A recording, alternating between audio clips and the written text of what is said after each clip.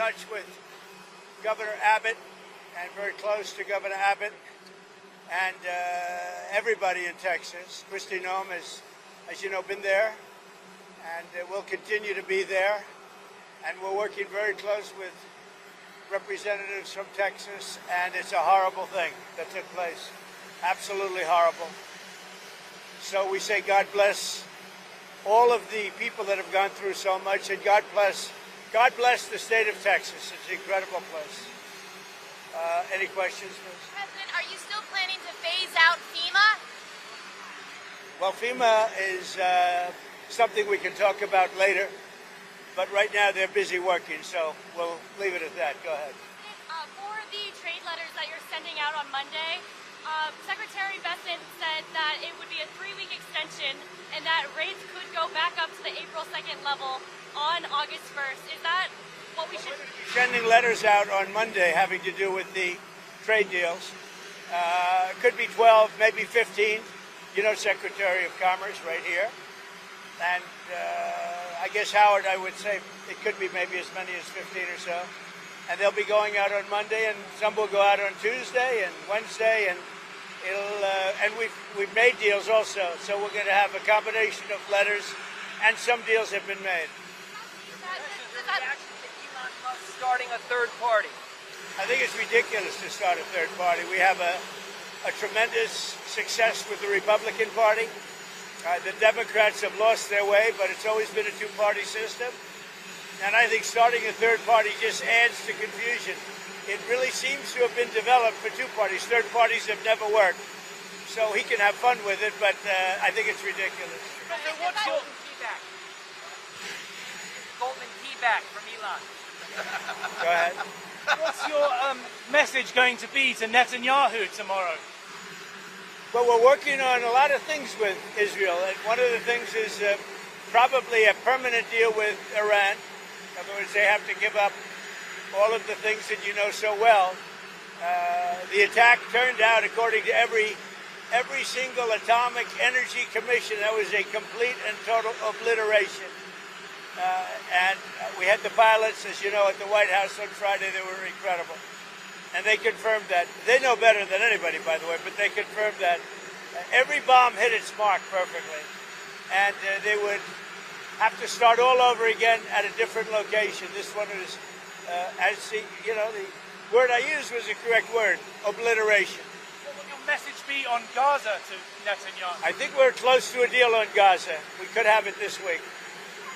Democrats are claiming more federal cuts for the debts over in Texas. Yeah, go ahead.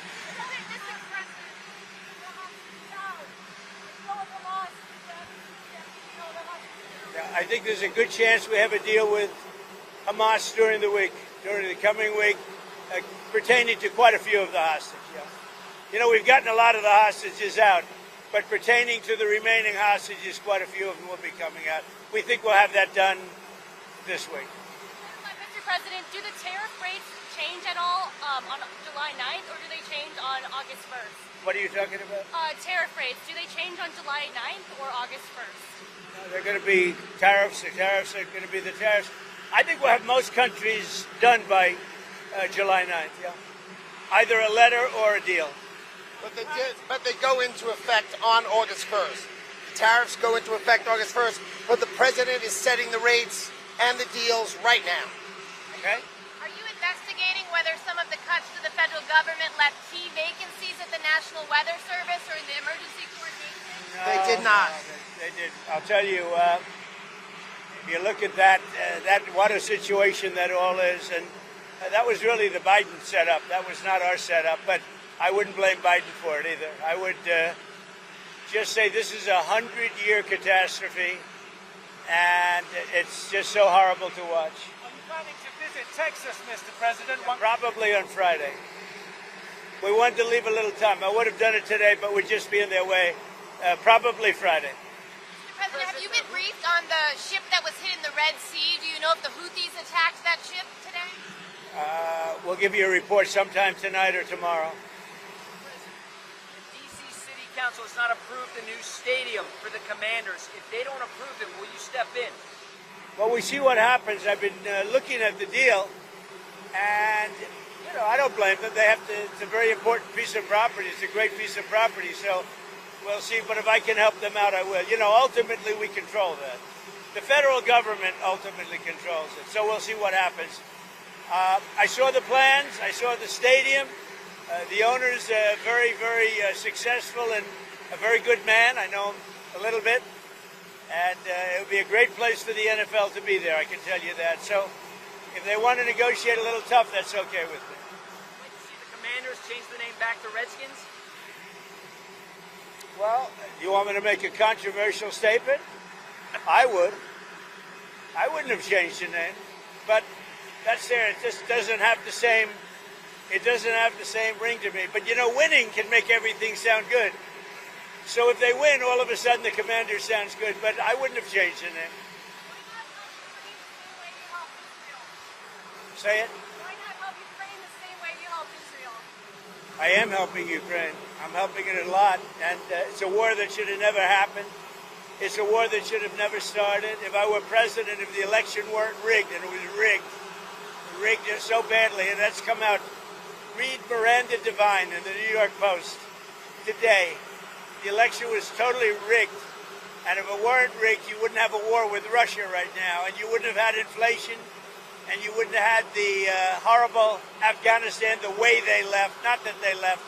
We would have been out before them, but the way they left. I think the most embarrassing day in the history of our country. You wouldn't have had the October horror show with Israel and Hamas. You wouldn't have had any of it. You wouldn't have had the recent showdown with Iran. You wouldn't have had any of it. And you wouldn't have had inflation. Well, you said you had a strategic call with Zelensky the other day. What strategy did you I thought it was discuss? a good call. He's being hit very hard, as I said he would. He's being hit very hard, and I was very disappointed with my call with President Putin. I was very disappointed. Mr. President, in light of the floods, do you think that the federal government needs to hire back any of the meteorologists who were fired in the last few months? I wouldn't know that. I really wouldn't. I would think not. This was the thing that happened in seconds. Nobody expected it. Nobody saw it.